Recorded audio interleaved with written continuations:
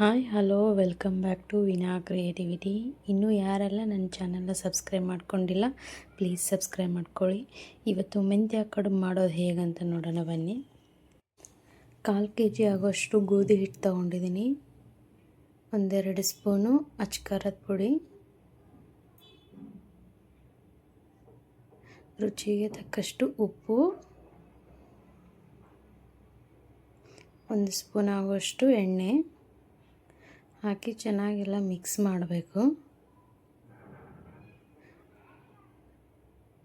Mix ಮಾಡಿ ಇದು ಚಪಾತಿನ ಹಿಟ್ಟು ಇರುತ್ತಲ್ಲ ಆ ಹದಕ್ಕೆ ಕಲಿಸ್ಕೋಬೇಕು. ಇದನ್ನು ಇನ್ನೂ 1 ಸ್ಪೂನ್ ಎಣ್ಣೆ ಹಾಕ್ಬಿಟ್ಟು ಚೆನ್ನಾಗಿ ಮಿದ್ದುಬಿಟ್ಟು ಒಂದು ಪ್ಲೇಟ್ನ ಮುಚ್ಚಿ 1 ಅವರ್ ರೆಸ್ಟ್ ಮಾಡೋಕ್ಕೆ ಬಿಡಬೇಕು. ಒಂದು ಪಾತ್ರೆಯಲ್ಲಿ 4ರಿಂದ 5 ಗ್ಲಾಸ್ ಆಗೋಷ್ಟು ನೀರನ್ನು ಹಾಕಿ 1 ಸ್ಪೂನ್ ಎಣ್ಣೆ ಹಾಕಿಬಿಟ್ಟು ಬಾಯ್ಲ್ ಆಗೋಕ್ಕೆ ಬಿಡಬೇಕು. ಒಂದು ಬಟ್ಲಲ್ಲಿ ಇನ್ನೂ ಒಂದು ಸ್ವಲ್ಪ ಎಣ್ಣೆ ತೊಗೊಂಡು ಹಿಟ್ಟನ್ನು ಚೆನ್ನಾಗಿ ಮಿದ್ಕೋಬೇಕು. ಇವಾಗ ಚೆನ್ನಾಗಿ ಮಿದ್ಕೊಂಡು ಕೈಗೆ ಸ್ವಲ್ಪ ಎಣ್ಣೆ ಹಚ್ಕೊಂಡು ಸಣ್ಣ ಸಣ್ಣ ಉಂಡೆಗಳನ್ನು ಮಾಡ್ಕೊಳ್ಬೇಕೀಗ. ವಿಡಿಯೋದಲ್ಲಿ ತೋರಿಸ್ತಾ ಇದ್ದೀನಲ್ಲ ಆ ರೀತಿ ಸಣ್ಣ ಸಣ್ಣ ಉಂಡೆಗಳನ್ನಾಗಿ ಮಾಡ್ಕೊಳ್ಬೇಕು. ಎಣ್ಣೆ ಹಚ್ಚಿ ಮಾಡ್ಕೊಳ್ಳೋದ್ರಿಂದ ಒಂದಕ್ಕೊಂದು ಅಂಟಲ್ಲ.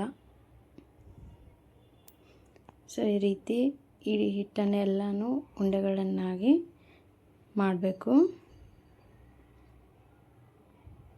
ನೋಡಿ ಈಗೆಲ್ಲ ಮಾಡಿದ್ದೀನಿ ನಾನು. ಇದನ್ನ ಈಗ ನೀರು ಕುದಿಯೋಕೆ ಇಟ್ಟಿದ್ನಲ್ವ ಅದರಲ್ಲಿ ಎಲ್ಲ ಉಂಡೆಗಳನ್ನು ಹಾಕಿ ಕುದಿಯೋಕ್ಕೆ ಬಿಡಬೇಕು. ಒಂದು 15ರಿಂದ 20 ನಿಮಿಷ ಇದನ್ನ ಕುದಿಯೋಕ್ಕೆ ಬಿಡಬೇಕು. ಮಧ್ಯೆ ಮಧ್ಯೆ 1-2 ಸರ್ತಿ ಕೈ ಆಡಿಸ್ತಾ ಇರಬೇಕು, ತಳ ಹಿಡಿಯೋ ಚಾನ್ಸಸ್ ಇರುತ್ತೆ.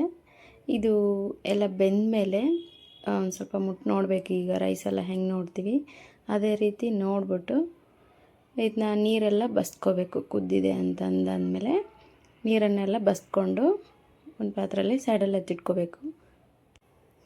ಅದೇ ಪಾತ್ರೆಗೆ ಈಗ 1-2 ಸ್ಪೂನ್ ಎಣ್ಣೆ ಹಾಕಬೇಕು. 1 ಸ್ಪೂನ್ ಸಾಸಿವೆ, 1 ಸ್ಪೂನ್ ಜೀರಿಗೆ, ಒಂದು 10 ಪೀಸ್ ಬೆಳ್ಳುಳ್ಳಿನ ಚಿಕ್ಕ ಚಿಕ್ಕದಾಗಿ ಕಟ್ ಮಾಡಿ ಇಟ್ಕೊಂಡಿದ್ದೀನಿ, ಅದನ್ನ ಹಾಕಬೇಕು.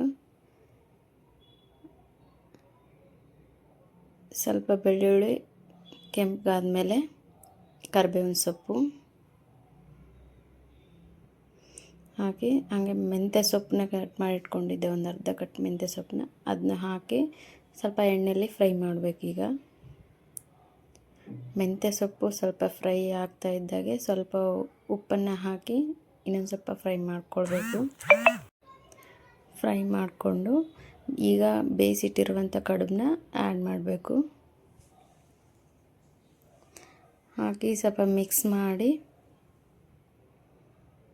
ಅದಕ್ಕೆ 1-2 ಸ್ಪೂನ್ ಆಗೋಷ್ಟು ಕಡಲೆಬೀಜ ಪೌಡರ್ ಹಾಕಿ ಇನ್ನೊಮ್ಮೆ ಮಿಕ್ಸ್ ಮಾಡಬೇಕು. ಲಾಸ್ಟಲ್ಲಿ ಒಂದು ಸ್ವಲ್ಪ ಕೊತ್ತಂಬರಿ ಸೊಪ್ಪು ಹಾಕಿ ಮಿಕ್ಸ್ ಮಾಡಿದ್ರೆ ಮೆಂತ್ಯ ಕಡುಬು ರೆಡಿ ಆಗುತ್ತೆ. ನೋಡಿ ಮೆಂತ್ಯ ಕಡುಬು ರೆಡಿ ಆಗಿದೆ. ತುಂಬಾ ಚೆನ್ನಾಗಿರುತ್ತೆ. ಮಧ್ಯಾಹ್ನ ಲಂಚ್ ಬಾಕ್ಸಿಗೆ ಇಲ್ಲಾಂದರೆ ನೈಟ್ ಡಿನ್ನರ್ಗೆ ಮಾಡ್ಕೊಳ್ಬೋದು. ತುಂಬಾ ರುಚಿಯಾಗಿರುತ್ತೆ. ಇನ್ನೂ ಯಾರೆಲ್ಲ ನನ್ನ ಚಾನಲ್ನ ಸಬ್ಸ್ಕ್ರೈಬ್ ಮಾಡದೆ ನೋಡ್ಕೊಳ್ತಿದ್ದೀರಾ ಪ್ಲೀಸ್ ಸಬ್ಸ್ಕ್ರೈಬ್ ಮಾಡ್ಕೊಳ್ಳಿ. ನಾನು ನನ್ನ ಮುಂದಿನ ವಿಡಿಯೋದಲ್ಲಿ ಸಿಗ್ತೀನಿ. Thanks for watching.